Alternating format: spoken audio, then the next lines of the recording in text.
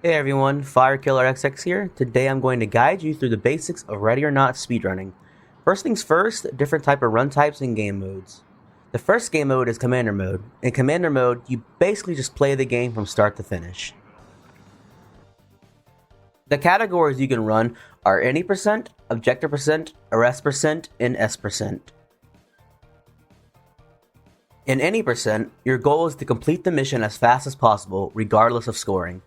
Failing the mission by dying is not allowed, as it does not count as a mission completion, even if your AI finishes.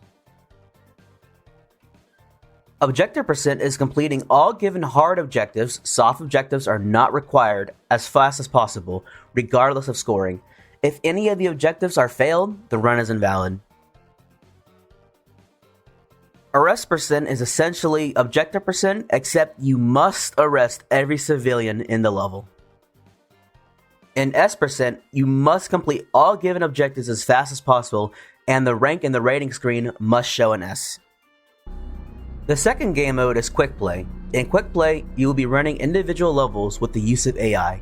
This mode is just like Commander Mode, minus the AI character traits. The goal of IL runs is to beat the level as fast as possible, under the same exact run types listed before.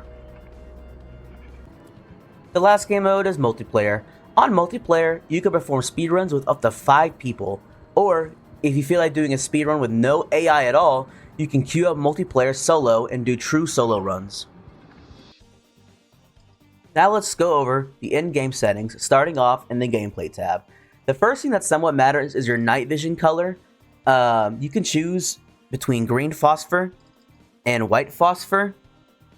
It's really just a preference-based thing, so just go with you think feels the best. Under shotgun reload, I like to keep all shells. However, with single use, you can cancel the reload faster.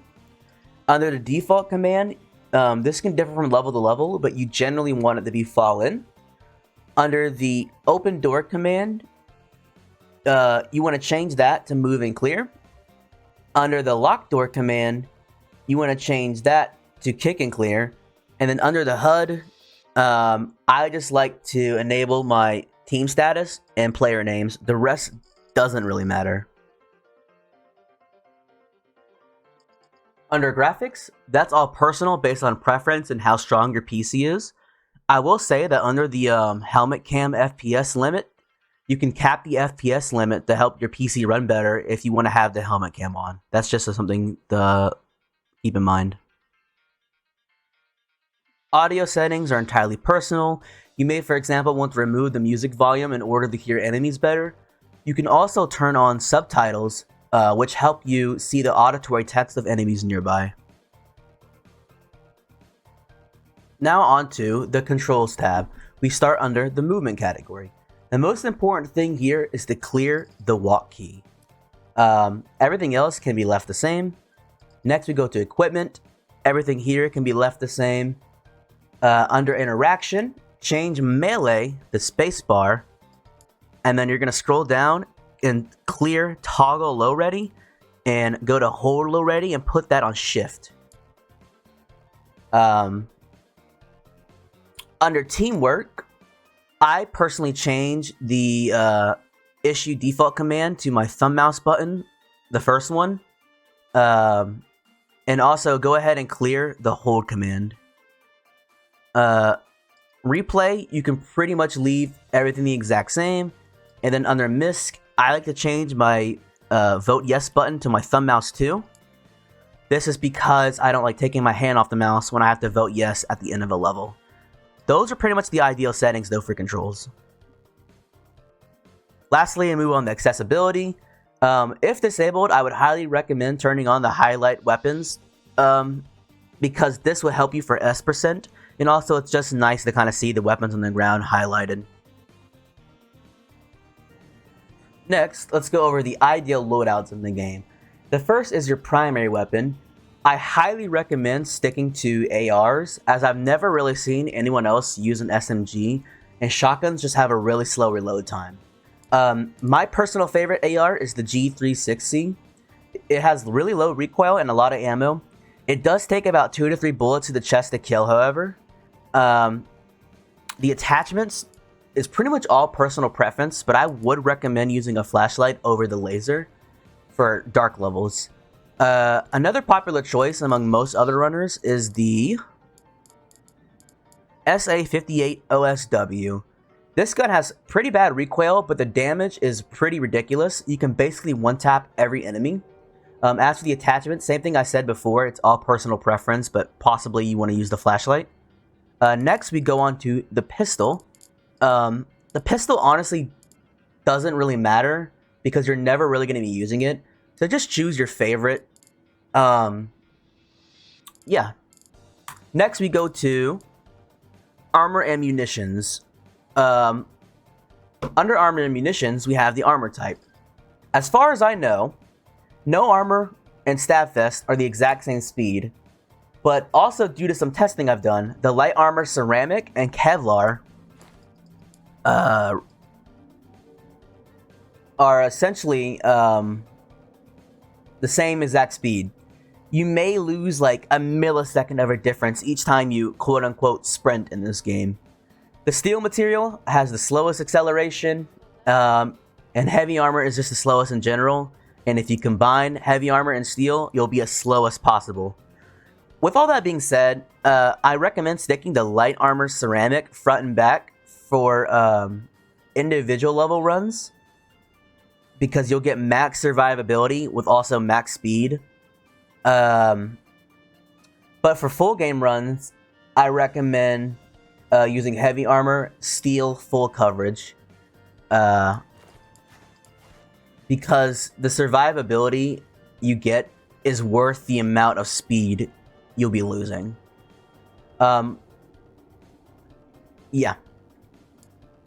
Under your munition slots, for any percent, you're mostly just going to pump up the armor-piercing bullets. And for other categories, you may want, for like S%, you may want flashbangs, CS grenades, or the taser.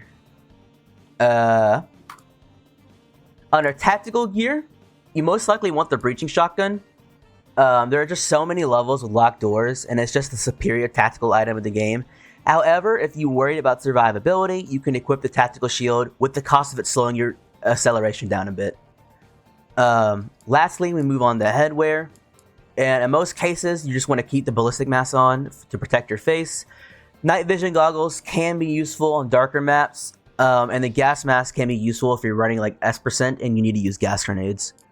Other than that, that's pretty much the loadout. I'm going to go ahead and change everything back. The light, ceramic, front and back. And I'll let you guys see it one more time. Here's my loadout. That's pretty much it though. Now we're going to load into a level and show off what our settings do now, as well as teach you some general tips. The first tip I have is with the breaching shotgun. While loading into a level, as soon as the timer hits 1, so right about now, you want to start spamming 5 and you pull out your breaching shotgun during the loading animation, saving you some time for pulling it out later. This is really useful on levels where you know you have a guaranteed first locked door. However, I should mention that if you're using like a gun like the SA-58 OSW or other certain guns, they take a while to pull out initially, so just keep that in mind. But for the G3, it's pretty fast to pull out. The second tip I have is to use your yell key to alert enemies to your location, potentially telling you where they are and luring them out to you. So if you look at the bottom right, you can see the, yo, what the fuck is that? That told me that there's an enemy nearby, which helped me find these 2 enemies.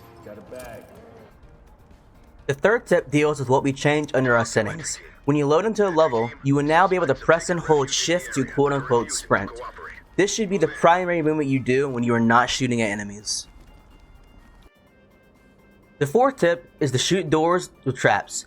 First, you want to get about 3.5 meters away, that's the distance you can shoot it from, and back up as soon as you shoot the door to avoid being killed by the trap. So something like this. And you want to back up, and hopefully the trap doesn't kill you. And the last tip I have is how to encap a civ. All you really need to do is shoot them once in the chest with a rifle like this, and if you look, they're incapacitated. If using a pistol, it takes about 2 shots, with the exception of the revolver, which is about 1. We have rules outlined for a reason.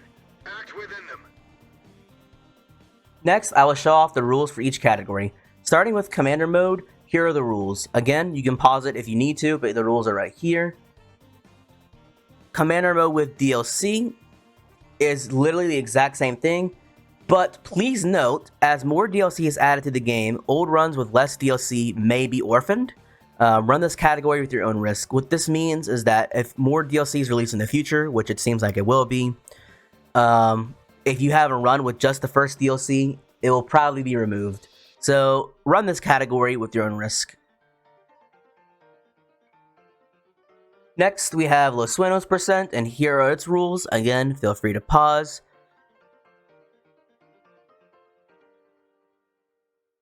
And lastly, we have the rules for individual levels.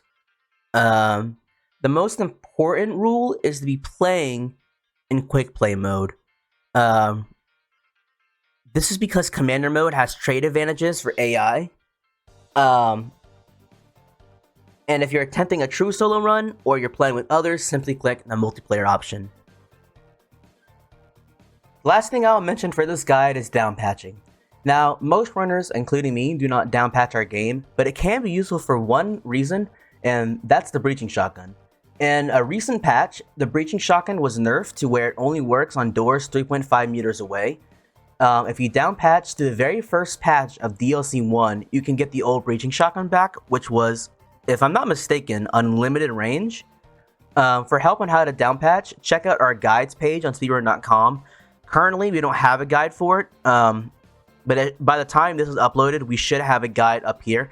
And if there's not a guide, feel free to join our Discord and ask around how to downpatch if you don't know how to do it. Other than that, that's basically it, everyone. I hope this guide taught you a thing or two, and I hope you have good RNG in your speedruns. Have fun speedrunning, and I'll see you later.